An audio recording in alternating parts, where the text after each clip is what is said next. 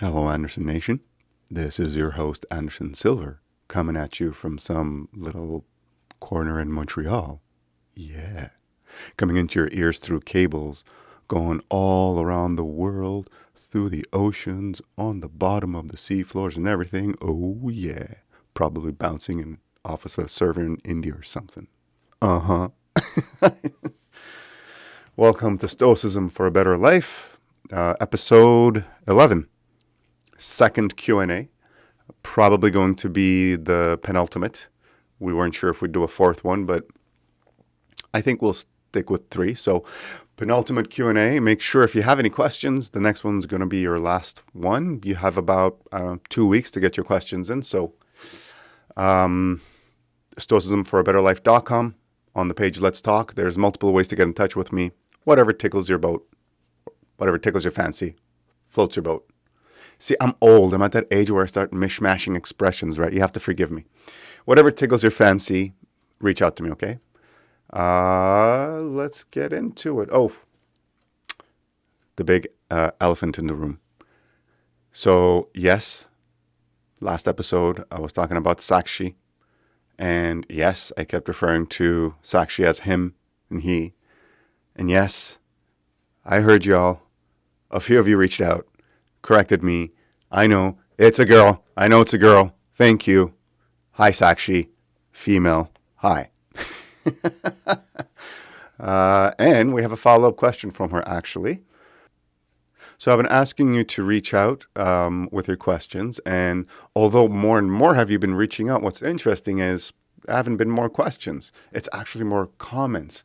So I feel like there's just a willingness for people to reach out and connect as opposed to throwing me questions for a Q&A episode. That's actually the impetus, the reason why I'm not going to do a fourth one.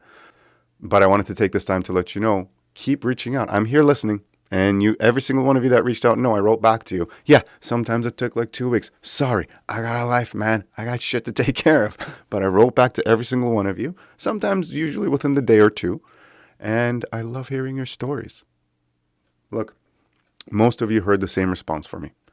When you tell me how your life is going, how I've impacted you in a positive way, no matter how small, it gives me peace and it prepares me for death. Yeah. Because all I want to do in this life is leave this place a little bit better than I found it. And when you tell me that, hey, Anderson, that one episode really got me through tough times, or that one episode really helped me clarify my mind, or whatever, it really, really tangibly tells me I'm living a good life by at least my standards, right? I have my necessities laid out. I'm trying to follow them, and you're confirming that I'm doing them. So genuinely, thank you guys. Look forward to hearing more of you. Let's get straight to the questions now. Once again, welcome to Stoicism for a Better Life, where I'm a complete noob and hack. And if you're watching the video, you saw that all of a sudden, well, I appeared. I forgot to turn on the ring light before, so sorry. Anyways, just in time for the questions. Question number 1 from my fan, who is a she, Sakshi. She asks something to the effect of, how to survive alone in a competitive environment like the one I'm in, and how to feel okay at the same time while I'm doing it. So Sakshi reached out to me a few times about she wants to excel. She wants to do better than her peers. She is unhappy with the recognition she gets sometimes externally because she's aiming for so much better. What I keep reminding her is these are all external factors. None of these are actual targets. You do your best. There's no such thing as better. Everyone has their own journey, right? And as far as your competitive spirit goes, we have to have goals. We have to aim for something. Otherwise, we're just going to be meandering through life with, like a jellyfish, which doesn't sound so bad either. But personally, I'm at a point in my life where I just want to do something, right? This is why I'm not a cynic. I concede there is a future in me, a potential path where I turn into a Buddhist or cynic, where I just kind of become way more passive. But I'm in a point in my life where I feel like taking control. I feel strong. I feel like I can take on a little bit more. No, I can't take on all of the world because the anxiety is overwhelming, right? But I can do a little bit more than just being passive. And I choose to do that little bit more just to be a good human being in the way I defined what that should be. And so that's what I remind Sakshi and most people that reach out to me in, how to survive alone in a competitive environment. You're not surviving. These are your friends. These are all different parts of the limb of the same body, right? Stop seeing the individual and start seeing the whole. See that the other people want to just live a life without pain, same as you. They're not bad. They're no different than you. We're all the same, headed in the same direction of death. So don't compete. Or rather, don't compete against others. Compete against your past self. Try to be better than your previous self. Okay? All right, next question. Hey, Anderson, huge fan. Oh, by the way, I'm not reading the name on these ones either. I'm just not going to read the names. Sakshi's is already out there, but anyways. Hey, Anderson, huge fan. I just would like to get your thoughts about the situation that I have. I am an artist by heart, and my job is far from it, so I don't get a lot of free time to practice drawing. Anyways, I'm doing well from a day-to-day basis. The job is fine. I have a few vices when I'm bored, and so on. It sounds like the rest of us. I mean, sounds like me so far, at least. Pretty typical stuff, really. There you go.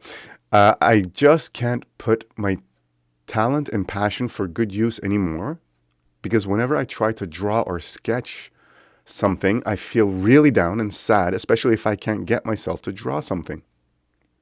Did I lose my passion or my creativity of some sort? I'm just so lost at this point. This, I think we can all relate to, where we want to do something or we used to pursue something, then life kind of gets in the way and you forget about it, and then you try to come back and it's not the same and it's difficult. Maybe you don't even get back into it or whatever. Key here, change.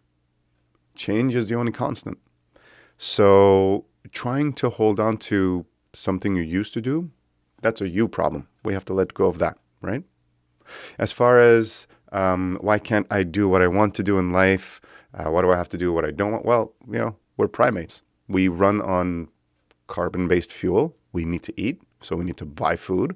We need to protect ourselves from the elements, so we need to buy shelter, so on and so forth. We need to work. We just have to try and make the best of it. That is, unless you go cynic, in which case sell everything, get rid of everything, grab a robe, and off you go, man. That works too, but I'm just not in a place, again, in my life where I want to be homeless. Granted, it could be a lot more freeing. Material goods, I mean, they bring nothing but pain and suffering, don't they? You got to maintain them. You got to worry about them. You got to work to buy them. Minimalism is the way to go personally, but I just can't go full on homeless. So got to do the best you can. And in your spare time, you just got to prioritize, just like at work. So keep pursuing your talents and passions, whatever it is at that point. Don't pursue the passion that you think you should have. Just listen to your consciousness in the present moment. That's probably the best advice I can give you. All right? If you can't tap into your consciousness, if you can't tap into your consciousness in the present moment, what do? That's right. Grab a pen, piece of paper, journal preferably, start writing. Hopefully I will start writing so I can finish my 4th book, which is about journaling. Anyway, I look forward to the next one. Maybe we'll get a few more questions. I don't know. Doesn't matter. Just keep reaching out, telling me your stories. That's what drives me, guys. And once again, thank you for the few new patrons that came in. Woo! Appreciate it. You literally are financing all of this. And I don't know. Who knows? Might buy new cameras and laptops and maybe try doing a little bit more of it. We'll see. It's always the dream to do this full time. But right now, in this present moment, I want to send you my love and support, because I know life is a bitch, but human beings are not. We actually are good people. I love you. Keep being you. See you next time.